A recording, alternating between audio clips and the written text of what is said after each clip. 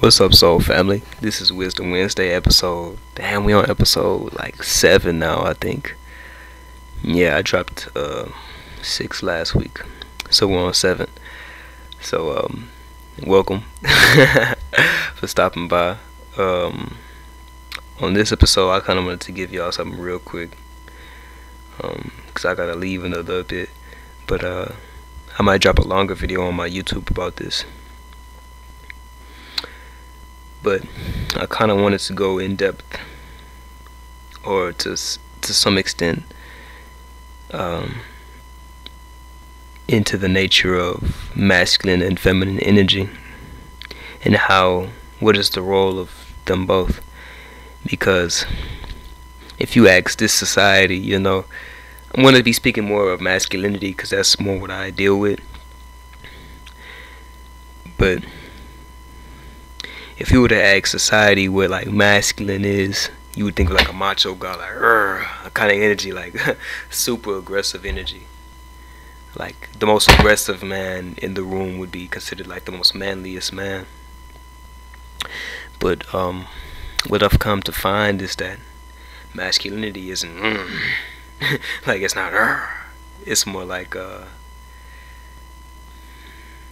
praying mantis ready to strike. Or more like beautiful yet dangerous. Get ready to strike, ready to move forward. A man should know when to expand and when to contract. Constant expansion is going to lead to more aggressive tendencies. Because if you look at the dynamic of the masculine and the feminine, it's kind of like two opposing forces of inertia, at least energetically. Like the feminine is the tendency to move towards stillness, and then the masculine is the tendency for energy to move outwards or to expand out from source. So I've noticed that when you're stuck in like expansion mode as a man, you may tend to display more of these aggressive or like domineering characteristics in your behavior. But what I've noticed is like a man should be mostly reserved and ready to strike only when necessary, aggressive only when necessary. That's kind of not what this society portrays, especially with like rap culture and like bodybuilding ass niggas. You gotta be like macho and like hella tough all the time and shit. But really, like the masculine, what I've noticed is just the masculine is meant to hold frame for the feminine. Like, I'm not gonna say that's it, but like, if you look at the men who attract the most women, and I'm not talking about these like the nerdy red pills. If you really dig deep, like Arash Deepazar, he's one of like the one of these like dudes I follow or whatever. Like I watch sometime on YouTube. I don't follow anyone, but he's one of these people I watch on YouTube, and he had always like a bunch of women around him. But when you look at him, he's not like what you would consider to be like the most manliest man in the room. He has some like, in some of his behavior, in some of his body language, he has, I guess you could say, feminine undertones to his movement.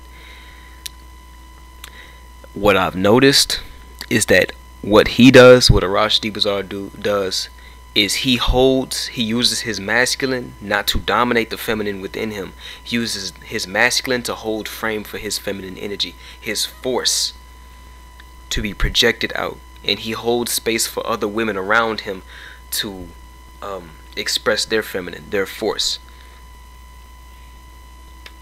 Yeah, that's pretty much how it is.